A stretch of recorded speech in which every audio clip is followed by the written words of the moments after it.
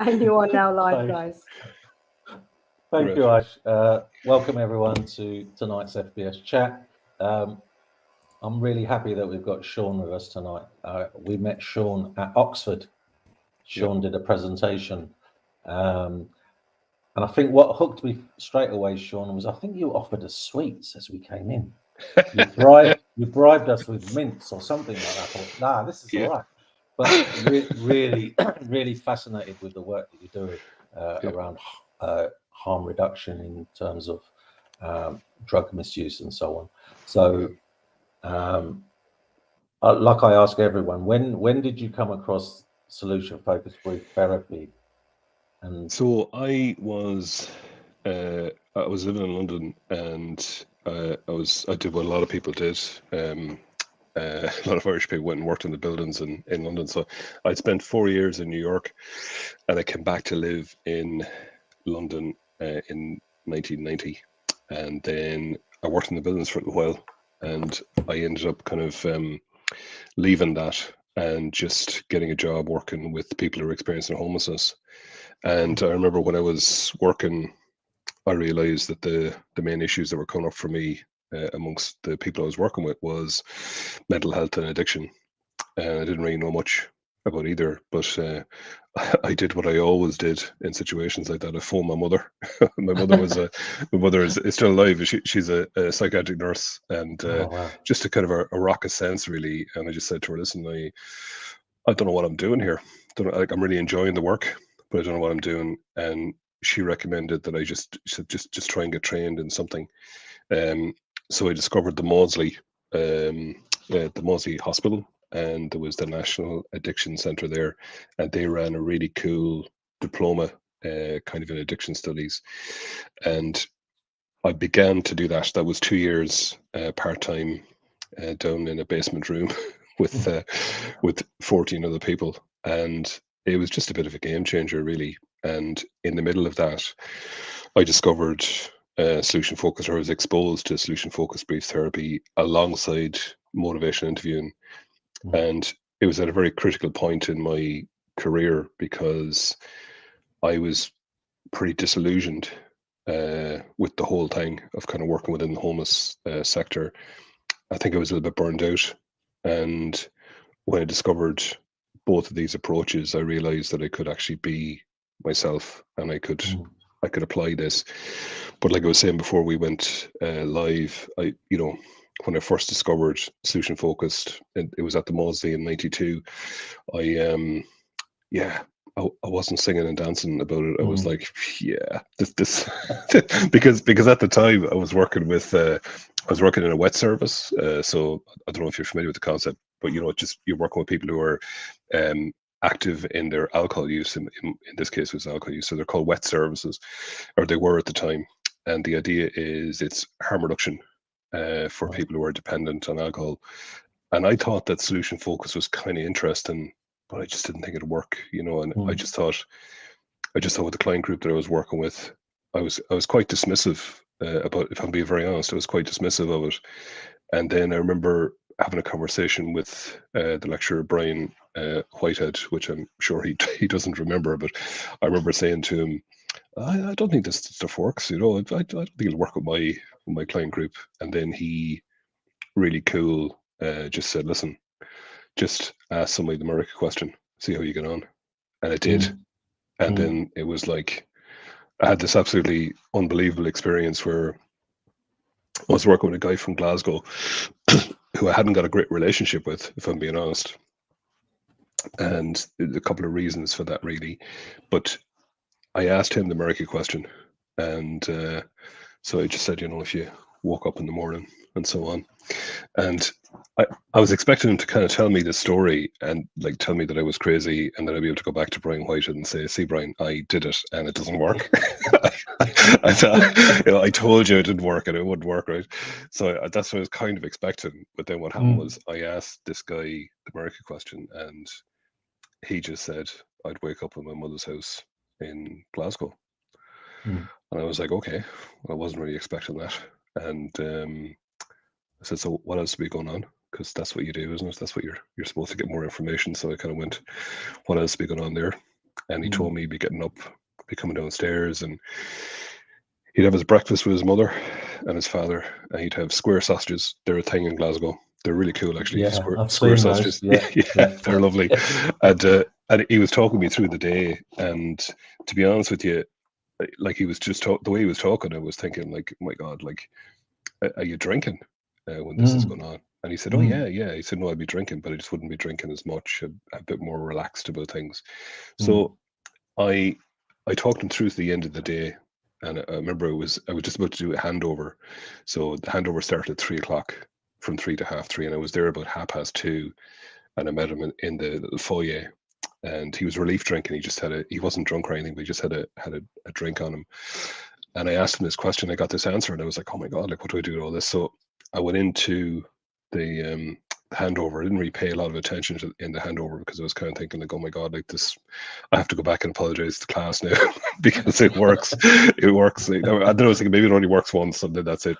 But I came back out to him then afterwards, and I said, like, let's say his name is John, not his real name, but I just said, listen, how'd you make it? You know, like when you were telling me that you were in your mother's house and you were going to go to bed that night, and I said, imagine if I was in your living room. And he said, like, he's a pretty funny guy, but he said, you wouldn't be allowed in my house because I was Irish, right? And I was like, okay. I said, but imagine if you let me in. And he says, okay, I'll let you in. I said, well, so if I hide behind the curtains, and you know, and I asked you, how did you make all this happen? Like, how did you actually get to a point where, how did you actually get to the point where all of this happened and you were able to spend the day with your mum and your dad? And he just came back with the classic line, which was, I bought a ticket. Now, he was living in London, and he hadn't been in Glasgow for, I'd say, probably about 14 years for a variety of reasons. And then I asked him this random America question, not in a clinical setting, in a foyer. I just sort of have a chat with him.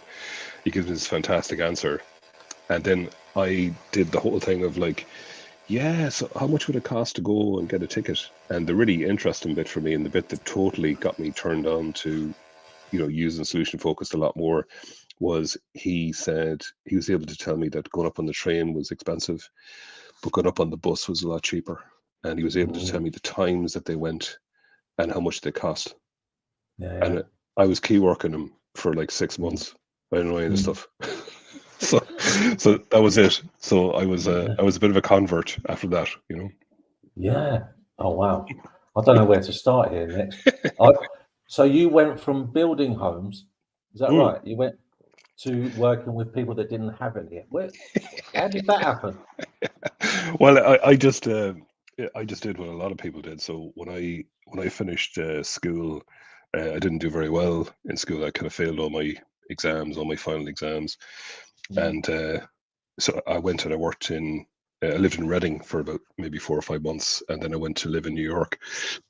So when I was just turning 18, I landed in New York, and I just worked I was mopping floors, and then I worked in a bar, and I began to go to college, and then I ran out of money when I was in New York. So I was there for 4 years, and I was trying to finance everything myself, including my education, which is expensive. So I was working 2 jobs, wasn't really getting a lot of sleep, and I was unbelievably stressed out, and I just had to cancel it because I ran out of money. So I left New York, and I came back to live in London, and I went back to doing what I was doing before, which was just basically labouring on a building site. So yeah, and the reason I got off the building site is an interesting story. Was because I was probably the worst builder in London. I'd say, you know, there's still buildings that I refuse to go into. You know, as far as I was concerned, I've never worked on those buildings, but I found it. Yeah, I just didn't really like it, and it wasn't particular. I could make people laugh on the building site, but I wasn't very good at making things stand up. I was more of a demolition guy, really, and I remember I was on a building site, and I just had this unbelievable moment where I just thought, like, I don't know what I want to do, but I know I don't want to do this. And the first time ever in my life, I just walked off a building site. Like, I don't think I've ever done that since. I don't think I've ever actually, jacked in a job. I just kind of walked off. But I walked off, and I went home, and I was renting a room to a couple, and the guy was a project worker in a hostel with homeless people. And he said, you're home early. And I was like, oh yeah, I've kind of objected in the job. And I'd arranged to go, myself and my then girlfriend, now wife, and myself and Annie had put ourselves forward to volunteer to work in an orphanage in Romania. So we were about to do that in early 1992, 1991, 92. And I had a couple of months where I was going to be unemployed. So I was thinking about maybe going back on the buildings or something. But then this guy just said, listen, they're looking for people to work in a hostel if you want to go down for an interview. So I went down, put in my CV, went down for an interview. I got the start, and I had no qualifications. I didn't know anything really, but I really liked it. I really liked the work, and I kind of fell in love with the work really. And then, so that's how that kind of came about. That's how I ended up kind of doing that. Then I went to Romania for 6 months, came back, and I went back working in the hostel that I used to work in. And it was after that then that I got the course at the Mosey, and I got introduced to solution focused. So yeah, it's been a bit of a journey. But I think one of the things I really like about solution focused stuff myself is that I think if you ask me the very question when I'd failed all my exams, I don't know what I would have said. I don't know what I would have said, but I wouldn't have said what I'm doing now. Like, I would never have thought that I would have become a clinical psychologist or anything remotely like that. I just that was kind of beyond. That was beyond even any miracle that I had going on at the time. Wow. So that's why I love, when you work with somebody and you might ask them a miracle question and you don't see them for 10 years, or they make what's happened to me in my career has been people have contacted me, and a lot of their miracles have really happened. Like, it's just been like their preferred futures are actually what they're living right now, which is pretty amazing, Oh wow, that's really interesting. You've been around, Seán. You've been around. You've travelled. You've done. So when we first learned the approach, I think the easiest thing was maybe scaling or something. But you went straight to the miracle question. If that had gone tits up, what do you think would have happened now? I often think about it, to be honest with you. I don't know. Like, Brian was an amazing lecturer, and he was just a great guy to have. And I think he probably would have talked me into giving it another go. But I came back in, and I remember I had a conversation with him and just sort of said, look, I did ask it, and I got an answer I wasn't expecting. And it's really kind of changed the way I look at this particular client that I'm working with. But also just it makes me kind of believe there's really something in this, But I think, if it hadn't worked out, I don't know. I think Brian probably would have talked me into doing something. Yeah, I think so, yeah. Yeah. He's like that kind of guy, So after that initial experience, it kind of gave you the impetus to carry on. So how was it? How did it make a difference to the people that you were speaking to your clients? Oh God, like it was just a game changer, and still is. Like, so again, I'm probably going back and forth in my career now, but I left the UK in 2000 and came back to live in Ireland, and so I moved back in just the tail end of October 2000. I kind of came back, and I ended up kind of working in a drug service with people under 18 and over 18, so just a broad spectrum. And a lot of the kids I was working with would be in trouble in school, so like this is sure, like, all the stuff, right? Be trouble in school. And so one of the things I used to love doing was I'd show up at schools, right, and they'd say, like, Johnny's doing whatever, and it's just terrible, and oh my God, and it's terrible. And I found the teachers, not all of them, but some of the teachers were highly skilled at recording when things weren't going well. Yeah. So So what I used to do was I'd say, hey, that's really cool, just keep that going, that's brilliant, but would you be able to record when Johnny's doing great as well? Like when Johnny's not a problem in your class, would you be able to record that? And that would normally flip the way that the teachers would look at that particular kid, because instead of looking at this kid as being a problem that's a problem all the time, suddenly then they're looking at this kid where actually 90% of the time actually Johnny's probably, his behavior is really good and he's probably getting on with things. So I think the impact on me as a worker was I've seen strengths, not deficits. And I hope the impact on the clients was that they really picked up on that. That like I wasn't looking for problems or diagnosis necessarily. I was really just trying to look at how have we got to where we are, and how are you coping?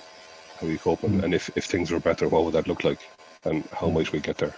You know? Yeah. So I know when we came to Oxford and listened to you speak, it was a lot about harm reduction, and I've worked with a lot of adults who are trying to re-engage with their children, but there's been either domestic violence, mental health, or drug addiction. The trifecta, if you like. And this isn't really a question, it's more like, what would you say in this situation where a social worker is saying, I want complete abstinence? There's no way this man is seeing his children unless he's and we have to drug test him every week. Yeah. So, okay, well, yeah, that's happened in my career and continues to happen, unfortunately. So, now I'm very lucky where I actually live and work. I've got a really cool relationship with the local social workers, and I think that they definitely get harm reduction. But in the past, like you're talking 15 years ago, I would have definitely encountered that, where there's this kind of, I remember having a conversation, not actually in the area that I live and work in now, but in a different part of Ireland, where the senior social worker was telling me that they had a zero tolerance approach to drug use. And I remember at the time I just started laughing, like, because I just kind of, because that really is kind of ridiculous, really. Like, that's just mad. And I asked her, how's that working out for you? Like, how's that working out for you? Because if you want somebody to be absent. So some of the stuff that comes in is, I think, from a solution focus point of view, I think what we can do is we kind of reframe things and kind of hand them back. So for instance, I'll give you an example. If I was working with somebody where they had a slip or a lapse or a relapse or whatever you want to call it, and it lasted, say, for 48 hours, but prior to that their drug use was under control, or indeed they were abstinent, I reframe that with the workers that I'm working with, and I'm kind of saying, listen, Johnny was, had a big problem with cocaine, and then he has been, to the best of our knowledge, abstinent for like the last 4 months. He's done a 48-hour bender. He's got a 48-hour bender. And what I'll do is I'll add up the number of hours that are in 6 months. I'll divide the 48 hours into that. I'll work out the percentage. And I'll say to people, we have a choice here. We can talk about the 0.001% that Johnny went off the rails, and maybe we need to do that. And from a harm reduction point of view, I can do that. That's not a problem. But the bit that I'm really interested in is the 99.999% where Johnny wasn't taking drugs, where he wasn't taking cocaine. And to further it, like, what I would do is I would say to people, like, more than likely over the last 6 months, Johnny has thought of being violent, he's thought of taking drugs, he's thought of whatever, right? His mental health hasn't been great, but yet he's coped, so he hasn't come to our attention. So more than likely it's probably crossed his mind that he'd like to buy a bag of coke, but he hasn't done it. And so if we work with Johnny and we work out what his unique coping strategies are for dealing with these cravings when he finds them, then we can make them bigger and better, So it's just a reframe, really. It's just a reframe. But if you're lucky, you end up working with people who are like-minded. But I think sometimes it's about control. And I think sometimes professionals get into this idea of there's support definitely for the client, but there's also an element of control. And I would have found that a lot in mental health when I worked in mental health. There's a lot of support, But there's also an element of control. I think if people are being honest, there's an element of control. Because it just reminds me of a guy that I've been working with, and it's such, when you want someone to succeed so much, do you know what I mean? There's such a nice guy that every now and again, and he's changed his number, so his dealers can't contact him, and and the only reason I asked that is when I emailed the social worker about, so what would success like be for you in terms of the work that I'm doing, and it was just a very blatant total absence, not interested in how long he's been clean, and that's why I asked Sean, because it's so frustrating, because he wants to be a dad for his son. And I think what can often happen, especially around kind of drug use, is that the anxiety that professionals feel sometimes around a client's drug use, the way that they manage that is they just want the client to be abstinent, because they think that if the client is abstinent, then everything's going to be okay. But actually, that's not really the case at all. And the interesting bit for me has always been like when you realize early on, I think, in this kind of work, you realize that, you haven't got control over anyone. We don't. And if we celebrate the pieces that are working well, more of them will probably happen.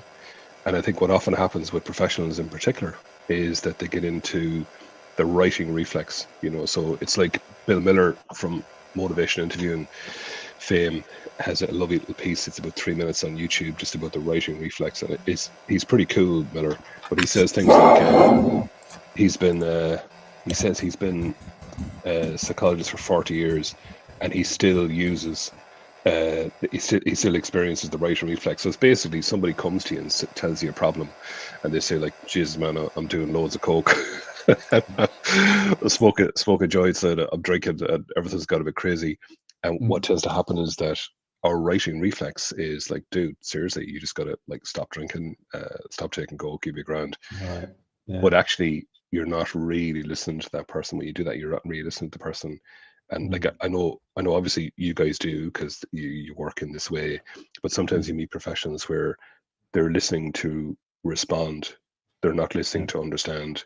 And I always think that's the most amazing thing for me, is that if you really sit down and you really listen to what's going on and there's no judgment, then more than likely you probably get a successful outcome. Whereas if you try and fix, you're going to lose people, Yeah. And Aisha's smiling because I think that's something she always says to her in her parent groups. What is it you say to her, Aish? Very similar to what Sean just said. I'll say two things. Whatever you have to say in 2 sentences, otherwise your children are not listening to you. All they hear is blah, blah, blah. And the second thing is they're listening to understand, not listening to respond. Brilliant, yeah. It's brilliant. Like I think that's, but it's such a normal response, isn't it? When you got kids, you don't want them to get into trouble, and you try and protect them, and you do all that kind of stuff. But you're right. I mean, it's that thing. If you can sit with your own uncertainty and fear and manage that, then I think you can do well. And I think as professionals as well. Like, I mean, I think I worked a lot in my career with active drug. I still do with active drug users. And sometimes the anxiety levels would be very high for me because, I'd be a little bit worried about somebody.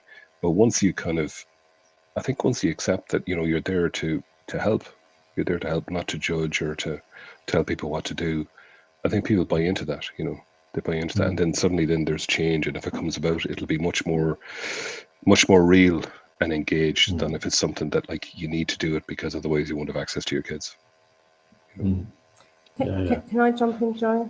Because otherwise I'm just sitting here doing, I'm doing my admin in the background, but I've got a bit of Sorry.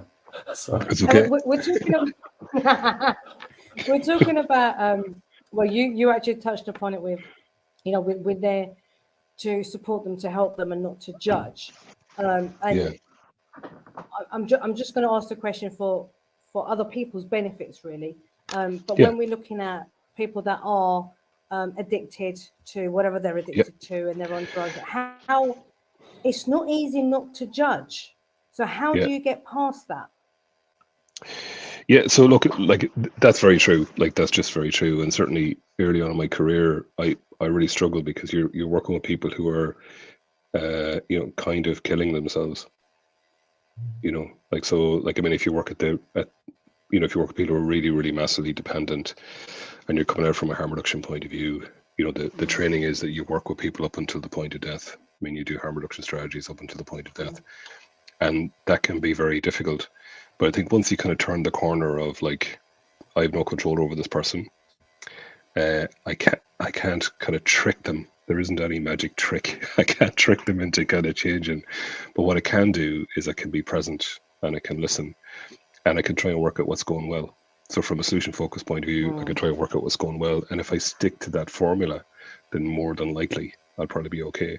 Because it's I don't know about you guys, but like when I first started using solution focused, my clients said to me that I was different, not massively different, but just that I was different. And I think it was that there was a kind of an ease inside me because there was just such a lovely fit with the model and myself that I think I was just a bit more like Seán Foy, as opposed to project worker A or project worker B. I think it was just Seán. Absolutely. Yeah. And I think then, when you build that kind of, go ahead, yeah. No, go on. Well, I just think that once you build that kind of relationship then and people see you for who you are and you're not hiding behind things, you're just being very honest, and you're celebrating the bits that go well and the bits that don't go so well, that's okay. We can try and come back and look at that or learn from it.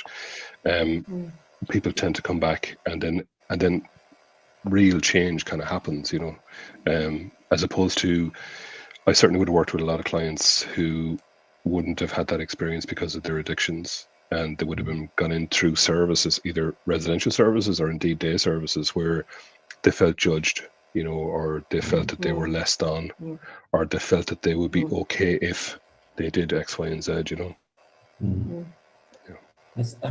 going back to what you said before, Joe, you had your 20 minutes. Oh, right. This is what we're like, Seán. Don't worry about it, mate. Yeah, Seán. It's okay, man. It's lovely. This is us getting along. It's lovely. I forgot what I was going to flipping ask now, Joe. Sorry, Ash, I didn't know. Yeah. That's all right. It's all right. It's Seán. How can you not get involved? Because a lot of people will kind of look at the person as an addict, and that's the definition of that person. You are an addict, and I absolutely hate that. Oh, she's an addict, he's an addict. But actually, that doesn't define them. There's something so much more than that. And this is where professionals sometimes struggle with it, or family members might struggle with it. What do you think about kind of labeling people as an addict? Oh yeah, look, I just think it's massively unhelpful. It's massively unhelpful, and like what I tend to do a lot when I'm working with people is people will come into me and they'll tell me that they'll say that they're a drug addict, or they'll say that they're an alcoholic and stuff like that. And I never correct them around that. That's okay, but I never use that term with them. And I've often had conversations with people where I would say, look, I don't like the term alcoholic because there's so much baggage with that. I don't like the term drug addict because there's so much. I don't even like the word addict. I don't like that, because I think really you're just John or Mary or Tom that I'm lucky enough to be kind of working with, and that's pretty cool. So we just sort of see how we get on with it. But actually, there's very interesting that you kind of say this, because there's an old book on solution focused brief therapy working in mental health. I have it here somewhere in my this library is just a nightmare, but it's somewhere in here. But basically, one of the chapters in it is called "I'm Bipolar Me." And it was because when the solution focused worker was working with this client, they had a diagnosis of bipolar. And the first thing they said to the therapist was, oh yeah, I'm bipolar me. And that used to happen a lot to me when I worked in adult mental health. I would have people come in that would almost be defined by their diagnosis. And a very interesting thing to do, just as a psychologist, is to kind of go, if you have a diagnosis of bipolar, that's fair enough, but everybody experiences it differently, and like it is a thing, like it exists, it's a series of symptoms that are put together in a cluster and so on. But what I would always say to people is, how do you know you have it? So what would that be like for you? And then I would immediately get into a solution focused stance, which essentially would be, how do you cope with it? What are you doing that's kind of helping you? What kind of stuff can help you? And this changes the interaction of the narrative. But I think like the labeling aspect of it is we're othering people, aren't we? That's what we're doing. We're just othering them. So what we're doing is, drug users are, and we push them over to one side, or alcoholics are, or, you know, whatever you want to call it. And a really skilled worker is somebody who kind of goes, do you know what? I'm not buying into that. Like, I'm working with Johnny, and Johnny's in front of me. Yes. You know, I'll never forget. I had a very interesting thing where a guy got referred to me from prison. This is in my career, so a guy he got referred to me from prison, and he'd done a particularly gruesome crime. So he'd been in for 8 years, and it was terrible, really. And I'm actually not going to repeat it, right? But it was horrible. It was one of those crimes where you're kind of going, I don't know what I'm going to do here. And the probation officer referred the guy to me and gave me his file and said, I think you need to read the file. So I did. So I read the file. And this is the thing, right, is that I was expecting Attila the Hun to walk through the door. And I was totally ready for this guy who could be very violent and had done these horrible things. And I was trying not to be full of judgment. I was doing the best that I could. And I'd actually spoken to my supervisor prior to the meeting. And a number of times I'd done a bit of work on myself before I actually went to meet with this person. It was a guy, because I was trying to do the best I could, really. But the interesting thing for me was that the guy who walked through the door was this very broken individual who had spent 8 years in prison, and it had not been kind to him. It had not been kind to him, and it changed the way. So I consciously or subconsciously had put a number of labels on this man, and I was trying my best to unravel them and try and get them out. But actually, when I met him and I just spent 5 minutes with him, I kind of knew that this man he's been damaged here, you know. And so then it was just this whole thing of, how would this be helpful to you? How would we know, you know? And how did you survive 8 years in prison?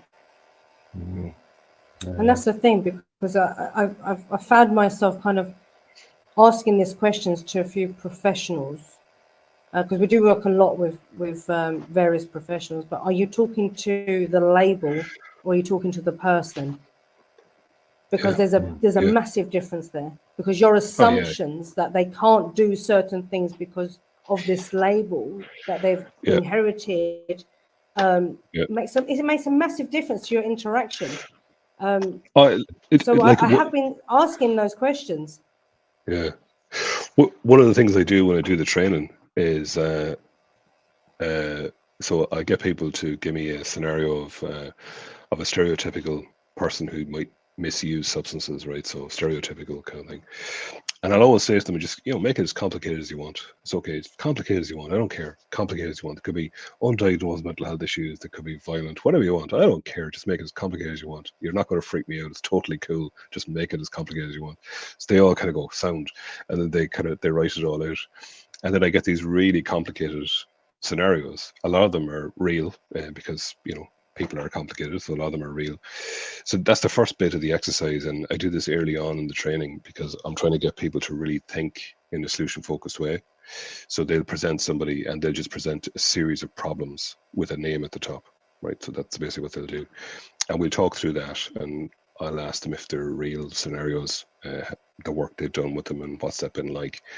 And then I get them to turn over the bit of paper, and I say, look, we're going to put an advertisement in the paper for someone to live this person's life for 6 months with no change, none whatsoever. And it's not that, you know, they give up drugs and they find God or anything like that. Nothing. I don't mean that in a dismissive way, but you know what I mean. But not that everything kind of works out. Far from it. Things are exactly the way they are right now. There is no change, and we need somebody to live that person's life for 6 months. So what are the strengths and the qualities you need to have in order to successfully navigate that?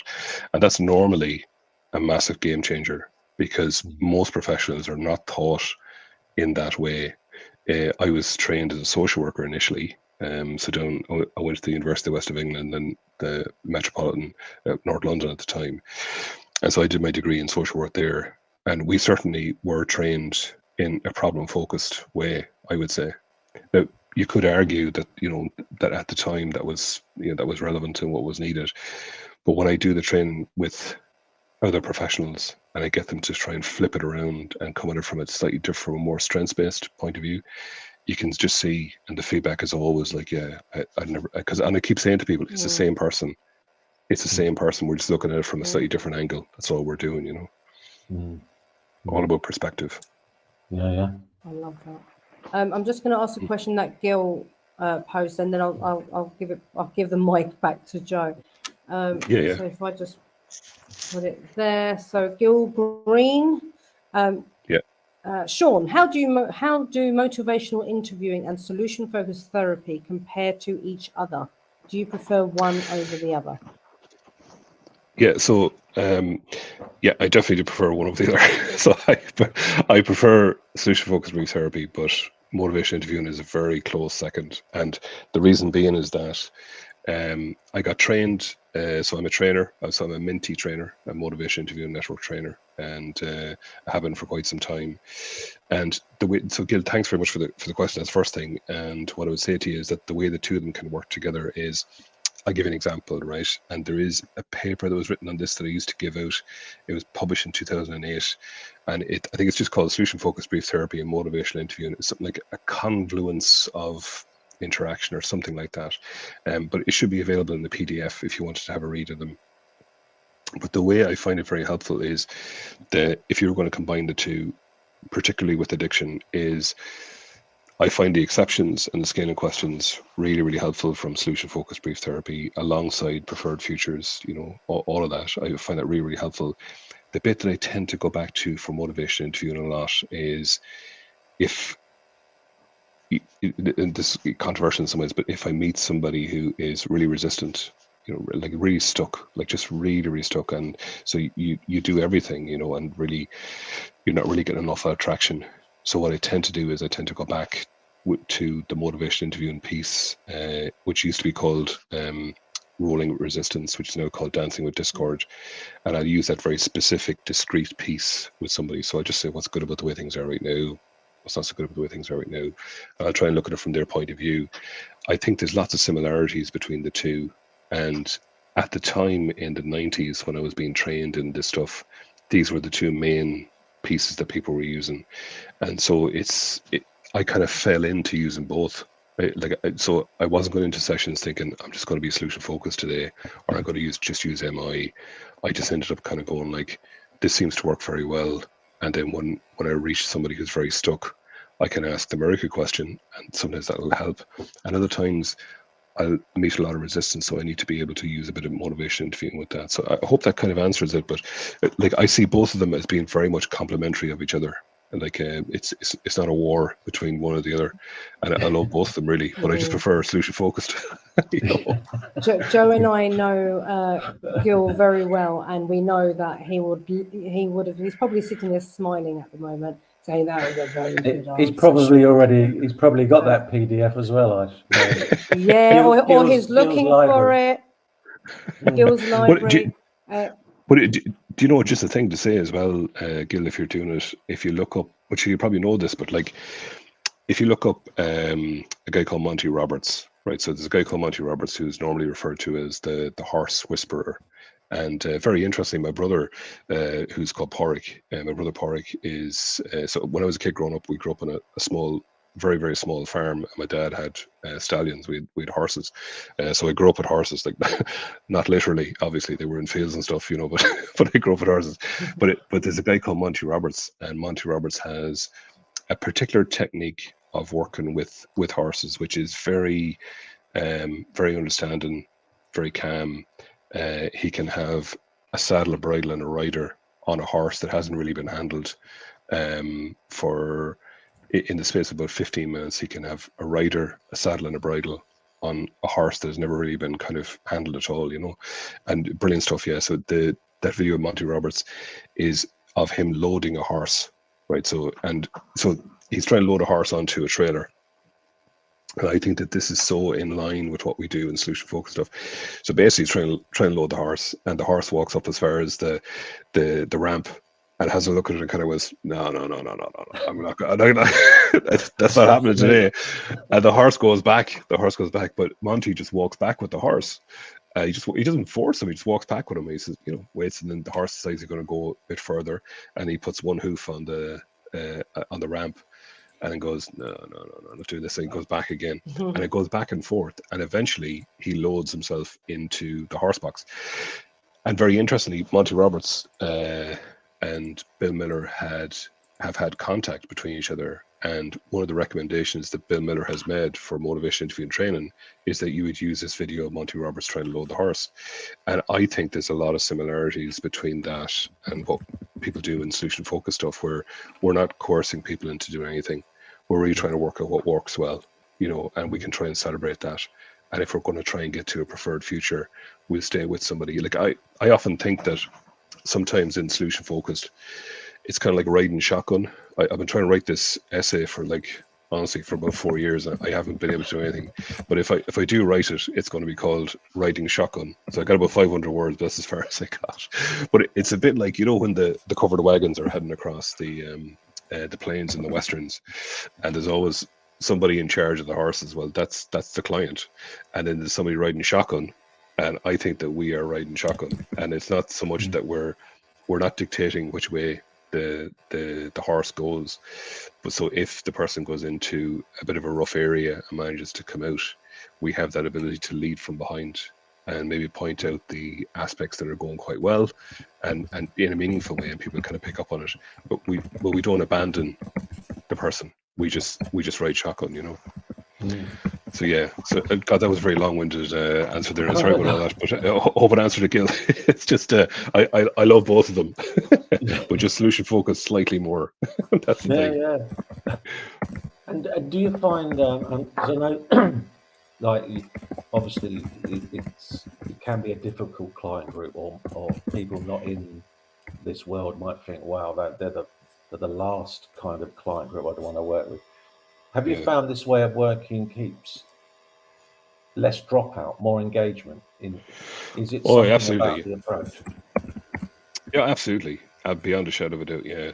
Like I find people come and they get referred to me, and they might have gone to a traditional, inverted commas, traditional addiction counsellor, who might have been talking about abstinence, and then they'd come to see me, and I'd start doing my normal kind of, well, what do you want to do? And if they want to cut down, or if they want to be abstinent, I'll work with that. If they want to cut down, then that's okay.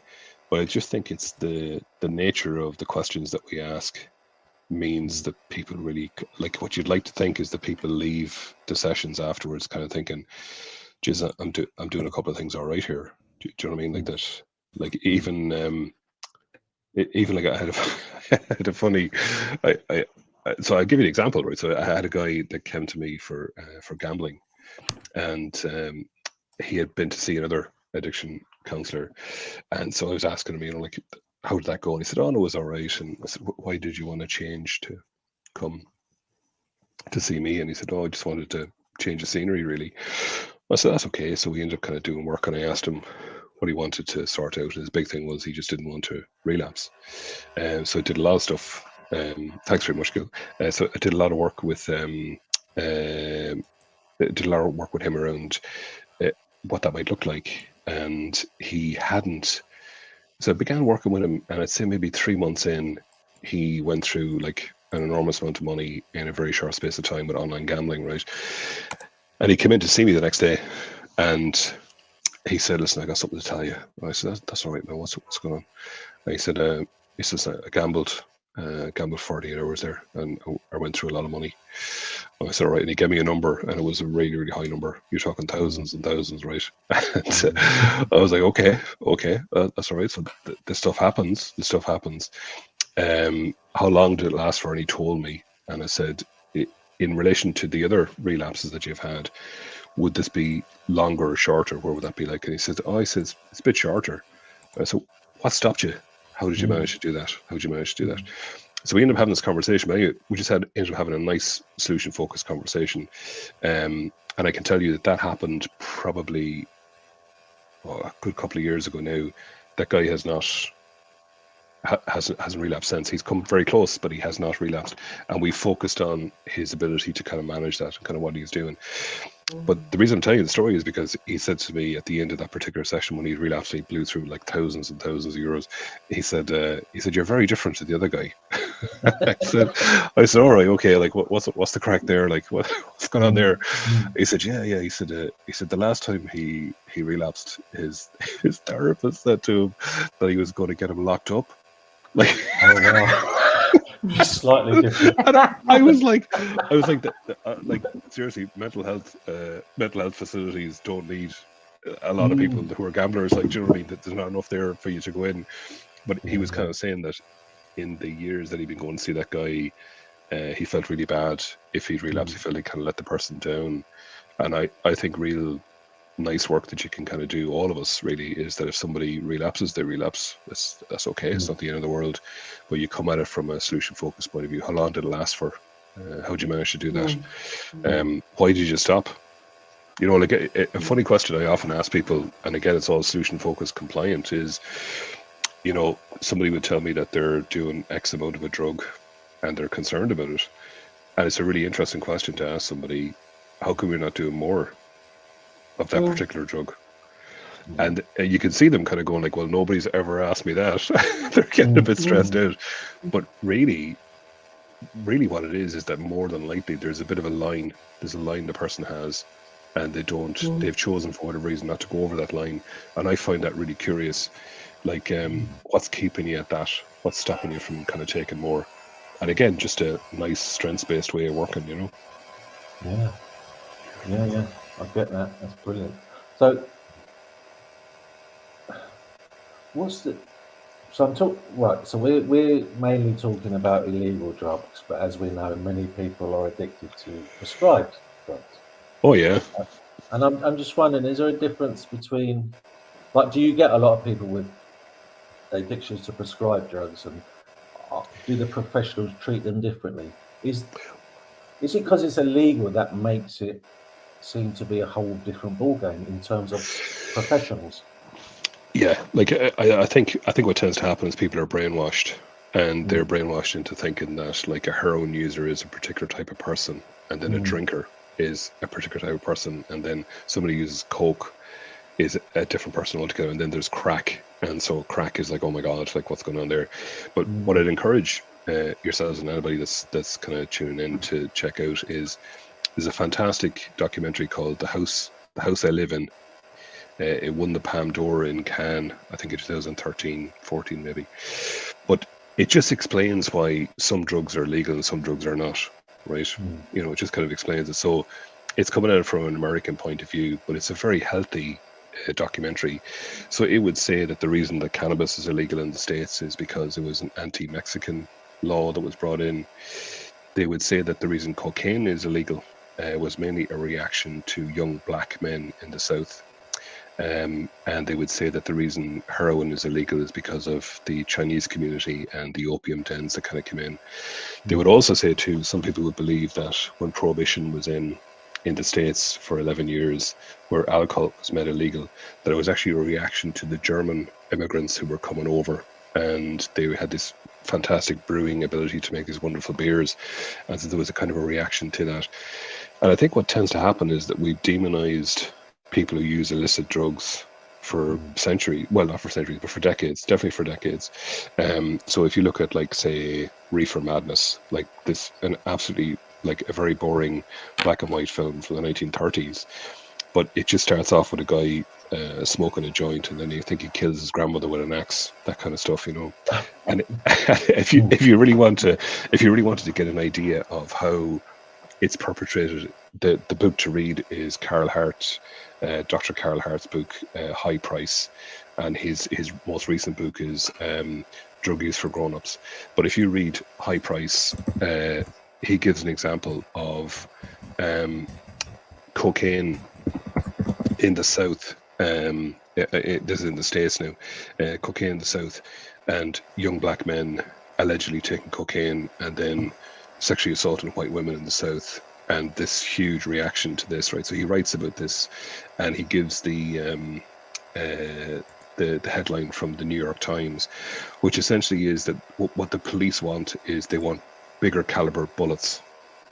They want bigger caliber guns and bullets to kill people, because what they're saying at this time in the 1920s, I guess it is, maybe around that time, maybe the 1910s actually, they're saying that when these guys are taking coke and you shoot them, they're like zombies that come back at you. That's kind of what they're doing. So yeah, that's the truth. So what you'd love to think, Joe, is that like things have changed and that we've moved on.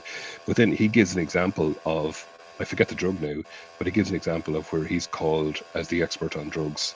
There's somebody in recovery, and there's a cop, and there's a whole bunch of journalists, and the journalists, they don't want to talk to him, even though he is the expert in this area. They don't want to talk to Carl Hart. They want to talk to the person who had the addiction issue, and they want to talk to the cops.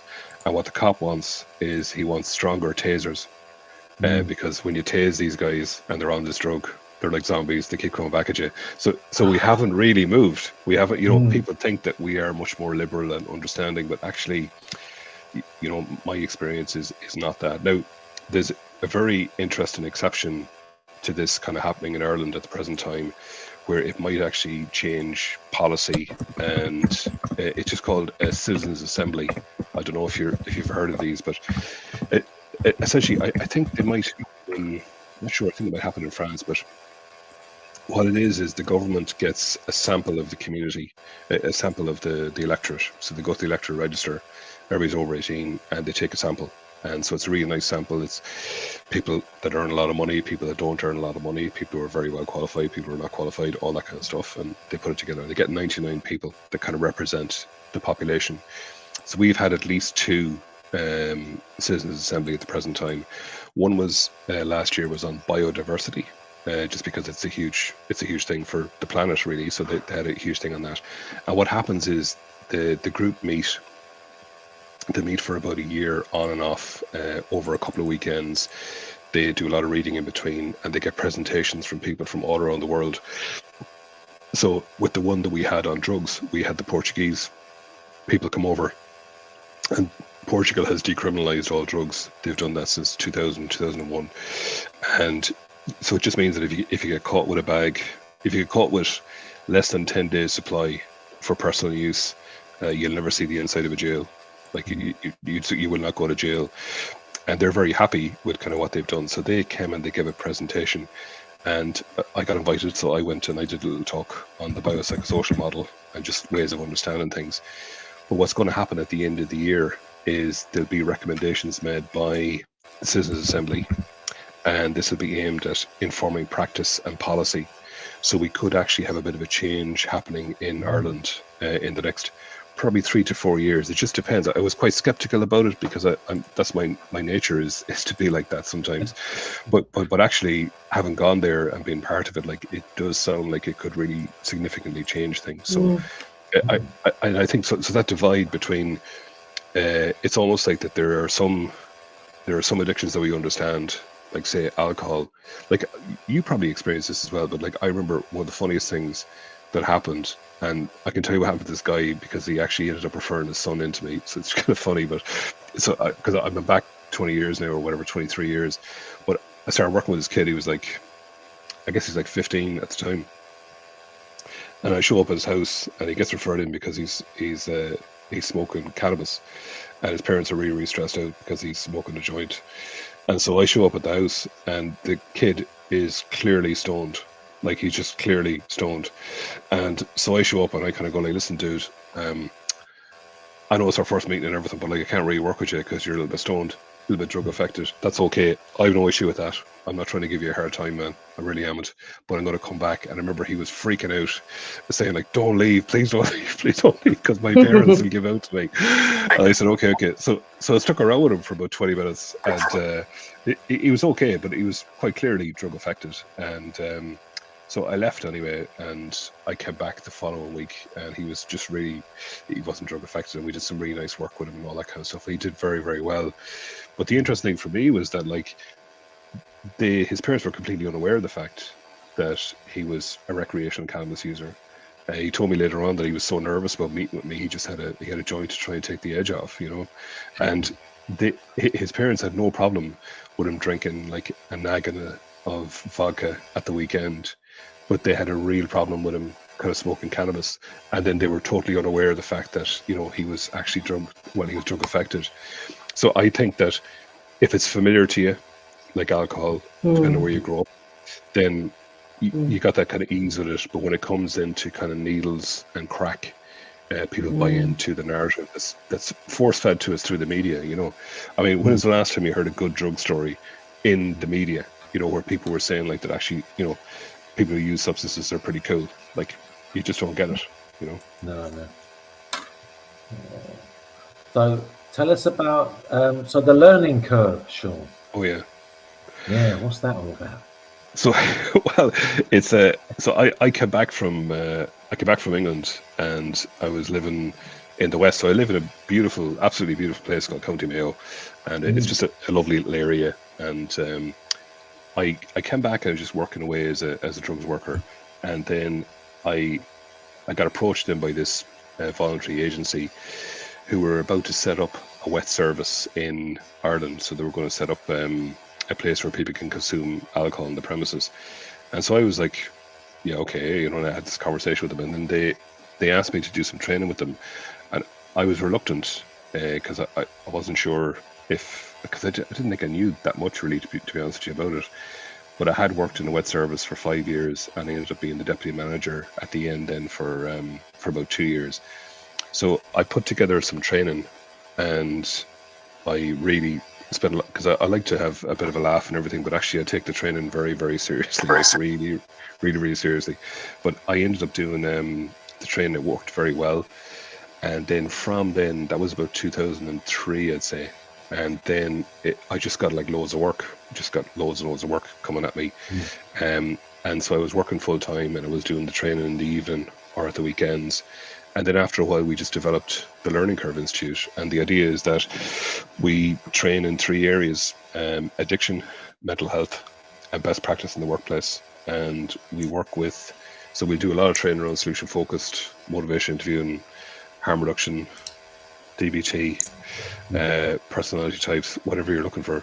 We do a lot of that, and we do it with the voluntary sector. And then we also have another section that we work with corporates. So we end up doing like a fair bit of work for corporates, just around kind of mental health really, and addiction, you know. And it's been a lot of it. COVID was very interesting for us because we had to move everything online, and that just really helped us.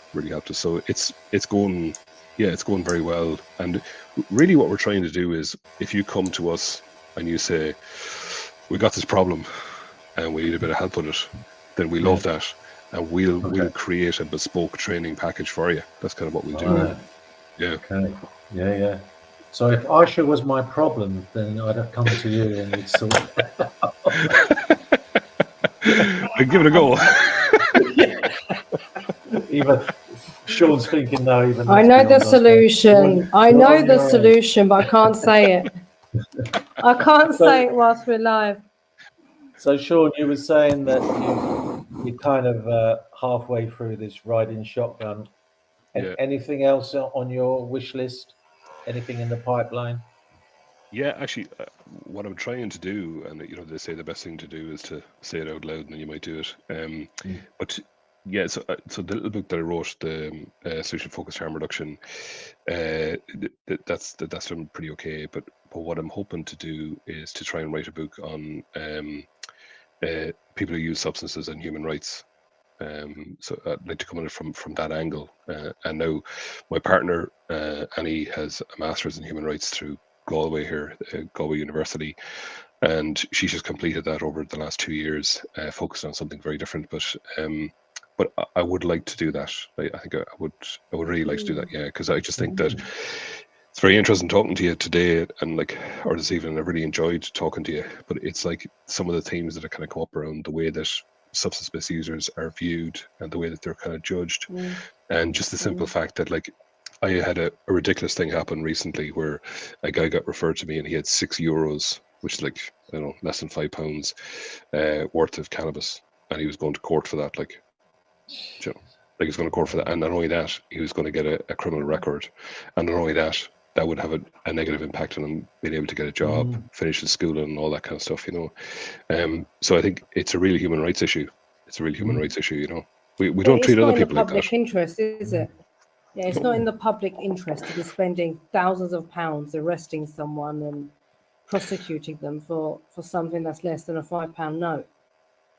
Oh no, look, it's absolutely bonkers. It's absolutely bonkers. Like, and that's why if you look at the Portuguese model, they've got a much better outcomes than we have here. Which is why the Citizens Assembly could really impact on things, because they've had presentations from the police, which we refer to here as the guards, but they've had presentations from them, and also presentations from harm reduction services on the ground and treatment services on the ground. So it could potentially change.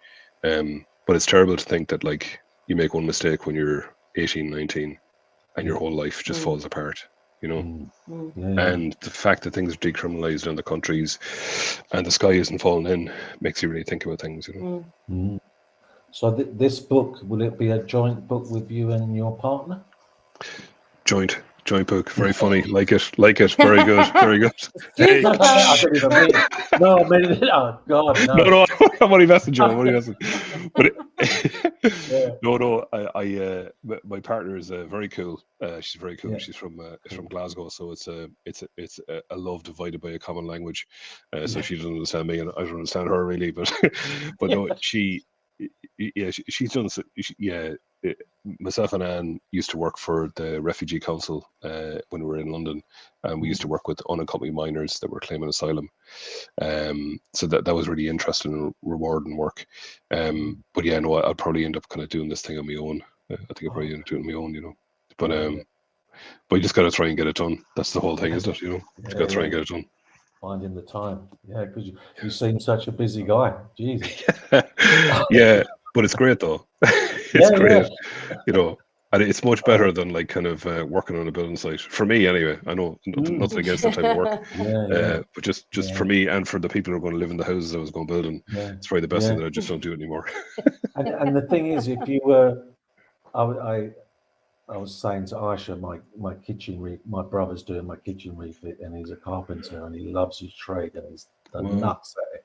So if you were a brilliant bricklayer, this may never have happened.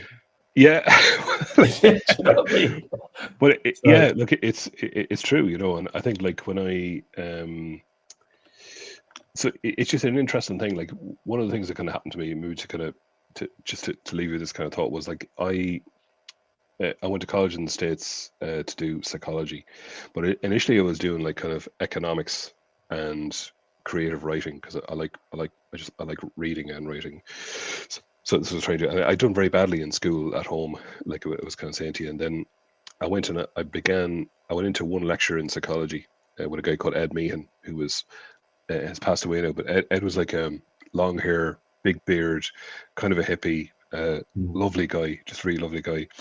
And he gave us this lecture, and after 40 minutes, I realized I wanted to be a psychologist. Like I remember that was it. Just I just want to be a psychologist. I remember him saying to us at the time, he said it took him 12 years to become a psychologist, and he said, "I'm just telling you guys, if I can do it, anybody can do it." And so I did 2 years of that with him, and then I ran out of money, like I was saying, so I had to come back. But before I left, I went to him because he was very good to me. And I just said, look, I'm going to leave because I haven't got any more money, and I'm in a bit of bother, so I just need to kind of get out of town. And he was very good about all that, and he just said to me, I think you'd be a good psychologist, you know. So you shouldn't give up on it. He said, you know, don't give up on it. And then that sentence haunted me for years. I'd be on building sites and I'd have Ed in my ear kind of going, are you sure you want to do this? Is this really what you want to do, Sean? Or, come on. And then so then I did my Open University degree, and I managed to get to do the doctorate, and then I finished the doctorate in 2014. And I had contact with him, and then because he had such a huge impact on my life, and this is the whole solution focus thing, is that for whatever reason, Ed Meehan believed that I could do something, right, for whatever reason.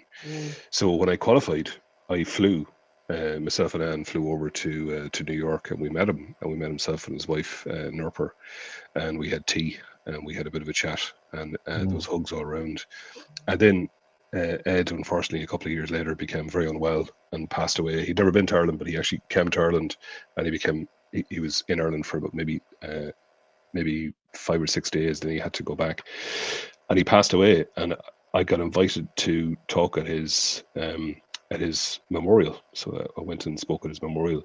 But when I was doing it, I was kind of saying like that there's very few people that have an impact on your life the way that Ed had an impact on my life. And I think the reason he had such an impact on me was because, for whatever reason, he viewed me as somebody who had resources and strengths, as opposed to a guy who's going to drop out of college. Wow. Yeah. You can't beat that. What a beautiful way to end. Eh? That's it. That is. It's that. Yeah. When someone believes in you, even if you don't believe it yourself. Yeah. It's so true, isn't it? It's so true, you know. It's so true. Great. This has been amazing, Oh, Sean. Sean. Yeah, it's already an hour and 5 minutes, wonderful. mate. Well, I've really enjoyed talking to you. I've really enjoyed talking to you. Right. Just thanks so much for inviting me. Amazing. Appreciate it. Yeah. I said to Aisha at Oxford, I said, we need to get Sean in and have a chat. Yeah. No. No, you didn't. Yes, I did. Hitting me with his elbow and going, get his number, get his number, get his number. Yeah, exactly. Yeah. You did. Get his number. She said, but we need them all. you took Sean's card. I said, I don't know what I've done with it. We need to find him. And I am so glad we did. Thank you so much. It's been it's lovely. Lovely. You. Yeah. Just thanks very much. I really appreciate it, you know. Thanks. Oh, you are absolutely wonderful. Sean, can I ask you to stay there just for a few minutes while of course. While I end this stream. And everybody, thank you very much for watching. And we will see you in a couple of weeks for another FBS chat. And I believe it's with Shirley Shani. So tune in then. Take care.